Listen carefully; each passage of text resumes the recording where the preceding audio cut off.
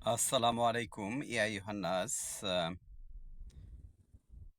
এরকম অদ্ভুত পলিটিক্স আমি কখনো দেখিনি। পৃথিবীর অনেক দেশে তো করলাম যে আমাদের এই পলিটিক্যাল সিস্টেমটা সম্পূর্ণ চেঞ্জ করতে হইবে।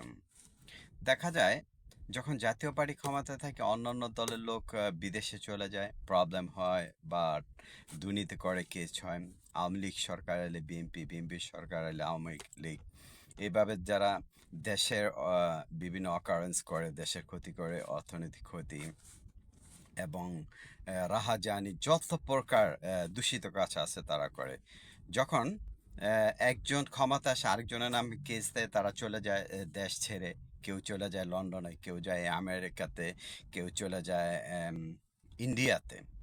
পরবর্তী দেখা যায় যে এই পার্টিগুলি, যে দলের যে নেতাগুলি আছে, এরা থাকে কেউ লন্ডন থাকে, কেউ আমেরিকা থাকে, কেউ ইন্ডিয়া থাকে। ওখান থেকে লিড দিয়ে বাংলাদেশ পরিচালনা করে। আরে, এটা একটা হাস্যকর জিনিস।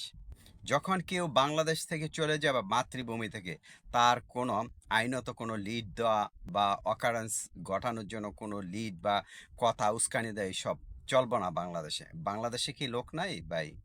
যারা আপনারা বাংলাদেশ আছেন, বাংলাদেশ চালাবেন। যে লোকের নামে কেস হইব, হোক না কেন আওয়ামী লীগ, হোক না কেন জিয়া রহমানের ছেলে, হোক না কেন শেখ মুজিবের কোনো আত্মীয় স্বজন বা শেখ হাসিনার ছেলে, বাংলাদেশ থেকে যারা বাহির হয়ে যাবে তাদের নামে কেস থাকবো, তারা আর কোনো সময় বাংলাদেশ রাজনৈতিক দলের লিড দিতে হবে না, বাংলাদেশ সম্বন্ধে তার লিড দিতে হইতে হবে না। এইসব চেঞ্জ করেন। এইটা তো একটা ইয়ে, যারা শিক্ষিত লোক আছেন বাংলাদেশে, ভাই, এইভাবে যে কৃতদাসের অনুগত্য থেকে বাহির হয়ে আসেন। আমেরিকা থেকে, লন্ডন থেকে লিড দিতেছে, আপনারা এর এই লিডে চলতেছেন। এই কিসের পড়ালেখা করছেন, কি করেন? আপনার কি কোনো ব্যক্তিত্ব বলতে কিছু না? এই যে ডেমোক্রেসি, কি ডেমোক্রেসিটা কি? আপনি দেশে থেকে রাজনীতি করতে হবে, দেশের জনগণের সুবিধার্থে এই করতে হবে। আপনি লন্ডনে থেকে করতে হবে না, আপনি আমেরিকা থেকে এবং ইন্ডিয়া থেকে করতে হবে না। আমরা বাংলাদেশি, একটা শ্লোক আছে সেটা, যে গর্ব আছে সেটা করতে হবে। আমি বাংলাদেশি, এই গর্বটা করতে হবে। I am Bangladeshi, that's all.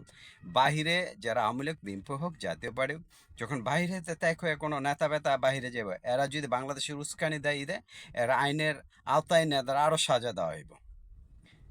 কোনো লোক দেশ থেকে যখন বাহির হয়ে যাব, তার নামে কেস থাকবো বা কোনো কিছু অকারেন্স করব, তারা বাহিরে গেলে এই রাজনৈতিক কোনো দলে এরা অন্তর্ভুক্ত হইতে পারবো না।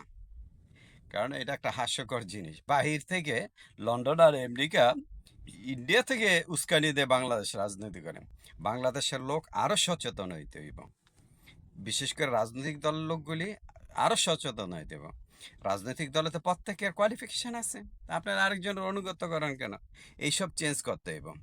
ওকে, দেশে আছেন যারা, দেশকে ভালোবাসেন, দেশে থেকে রাজনীতি করেন। দেশ থেকে যারা আউট হয়ে যাব, যাদের নাম কে যাব, এরা দেশ সম্বন্ধে আর কোনো কথা কইতে পারবে না, উস্কানি দিতে পারবো না। কথা বলতে পারবো, রাইট আছে, কিন্তু কোনো রাজনৈতিক উস্কানি দিতে পারবো না। এটা চেঞ্জ করা।